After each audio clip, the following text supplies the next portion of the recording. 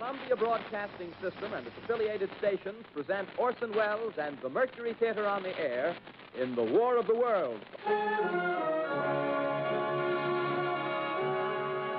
Just as Hearst had seen the boom in popular newspapers and turned it to his own ends, so Welles grabbed for the medium of radio. Now, for the first time, a single man's voice could reach into living rooms everywhere. Welles not only seized this power, he used it more inventively, more recklessly than anyone else. Oh, he looked about 21. Maybe he might have been 22.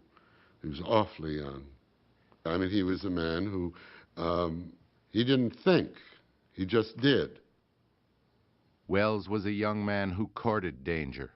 That was always an element of his success. In the theater, he demanded magic. Characters had to appear from nowhere or levitate into the sky. Actors were at risk. There were broken bones, fistfights. He liked the reflection of light on a real dagger, but one night he ran a fellow actor through, severed an artery, and almost killed him. It was a risky way to live, even when it did work and audiences cheered. When they didn't love Welles or his shows, that was worse. He went on a tear one night, and he went through the Ritz-Carlton Hotel, one floor, breaking down all the doors and scaring the inhabitants to death, most of the inhabitants being fellow actors. The next day, the manager called and said, there's about $40,000 worth of damage.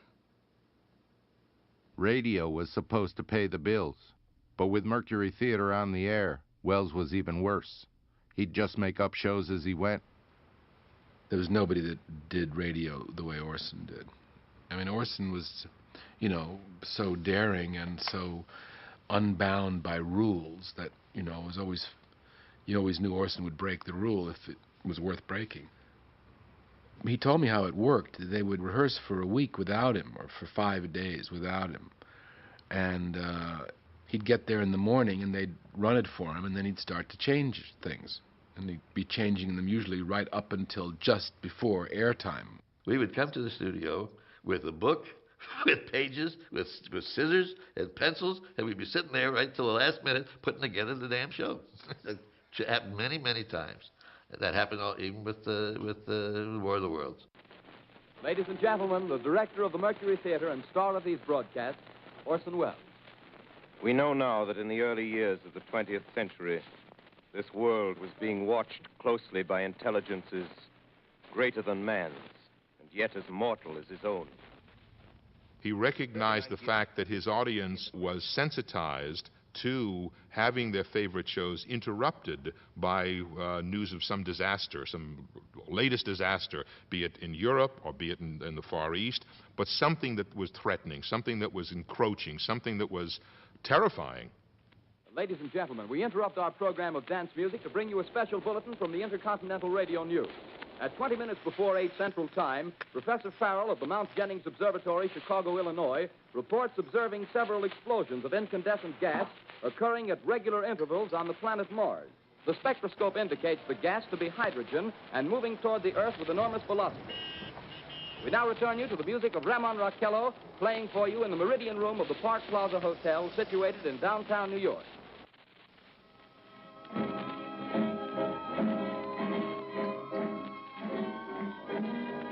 Hopewell is a small country town where all the people usually knew each other. That's where I worked for 7 years as a telephone operator. When I would come to work around 5 or 6 o'clock at night on Sunday night, it was very slow. So slow that you could almost read a book or do a little crocheting or whatever.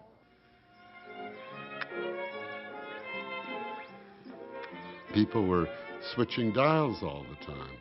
And we were on between Winchell and Jack Benny.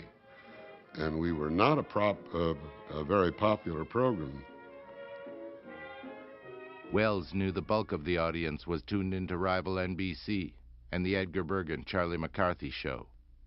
But he also knew that 12 minutes in, Bergen and his dummy would take a break, cut to music. That's when Wells landed his Martians. Something wriggling out of the shadow like a gray snake. They look like tentacles to me. Oh, yeah, I can see the thing's body now. It's large as a bear. Ladies and gentlemen, it's indescribable. I can hardly force myself to keep looking at it. It's so awful. The eyes are black. I had just finished my homework. My older sister had gone in to take her Sunday night bath because next day was school. And the first thing I realized was that my parents were shushing us. They kept saying, quiet, something's going on. Wait a minute, something's happening. What's that? There's a jet of flame springing from the mirror, and it leaps right at the advancing men. It strikes them head on. Lord, they're turning into flames. Now the whole field's caught up by the woods, the barns, the gas tanks of the automobiles, spreading everywhere. It's coming this way now, about 20 yards to my right. There was a point when we heard nothing. It seemed like they cut away, and there was silence, and that only intensified our interest more. Orson held the pause, and everybody was waiting for him to cue it, and it was up to him. He was actually directing it from the floor, and Orson just held that moment. He just kept holding it, and he wouldn't let anything happen. And then he finally said, all right. And everybody said, oh, my God. He just held this silence. I guess about 8:45, I realized that something was radically wrong because it would be very slow ordinarily at that time.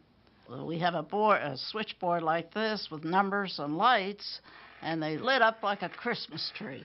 Ladies and gentlemen, I've just been handed a message that came in from Grover's Mill by telephone. Just one moment, please. At least 40 people, including 6 state troopers, lie dead in a field east of the village of Grover's Mill. Their bodies burned and distorted beyond all possible recognition. Well, during the course of the broadcast, which was an hour, we noticed uniformed policemen in the lobby. That's when I knew, something's wrong. Is there something wrong with the show? Are they after Orson for something he did or what? I had no idea. But we knew something was wrong. And shortly after that is when Davis and Taylor came out while we were in the middle of the show, and he whispered to Orson, for God's sake, interrupt this thing and tell everybody it's only a show. And Orson said, no way. He wouldn't do it. No, he wouldn't do it. When all of a sudden the executive in charge walks up to you and said, listen, my God, you're scaring people to death. Please, interrupt. Tell them it's only a show. And Orson said, what do you mean, interrupt? No way. They're scared? Good. They're supposed to be scared. Now, let me finish. Bells you hear are ringing to warn the people to evacuate the city as Martians approach. My mother said, turn it to another station. We did, and they were having their regularly scheduled program, and my mother said, they're not as sharp as CBS. My father was quite upset, and he hung wet dishcloths all around the windows. He said it would absorb the gases. I remember my mother wanting to call on the telephone. Her father and her sisters lived in New York, and she couldn't get through. The lines were busy. She just wanted a call to say goodbye. This is the end now. Black smoke drifting over the city. People in the streets see it now. They're running toward the East River, thousands of them, dropping in like rats. We went out of the studio, and we started answering the phones. What's going on, and where are they? And it was unbelievable. And I never forget. Then I looked down the end of the hall there, and there was Paley, head of CBS, in his bathrobe, in slippers, bath slippers, holding court, wanting to know what the hell was going on. It was absolutely bedlam. It was bedlam. It's the only time that, in all the years that I worked with Orson, that I ever saw him slightly afraid. I don't think that he quite knew what was going to happen. It's very possible that he thought that this could have ended his career, but it did exactly the opposite. Do you want me to speak now? I'm sorry. Of course, we are deeply shocked and deeply regretful about the results of last night's broadcast. It came rather as a great surprise to us that a story, the fine H.G. Wells classic. We absolutely were not prepared for the kind of reaction it got. But Orson, giving an interview, he said, I had no idea what we were going to do. That's not true. He knew 15 minutes in, you know, when David and Taylor came out and said, make an announcement, make an announcement. He wouldn't. Were you aware of terror at the time you were giving this role? Were you aware that terror was going on throughout the nation? Oh, no, of course not. I was, frankly, terribly shocked to learn that it did.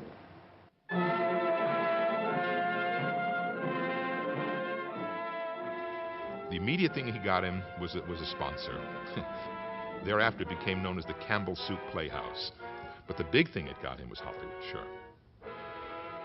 And then, of course, they passed a lot of laws. Now you can't do it. You can't give a news broadcast, say this is the news without all that. But the people who tried it in other countries were all put in jail. And I got a contract, Hollywood. It really is the truth. His New York theater was a shambles, but now that didn't matter. Wells was offered the greatest contract in the history of Hollywood. Unprecedented freedom. It was just what he wanted, and the worst thing that could have happened to him.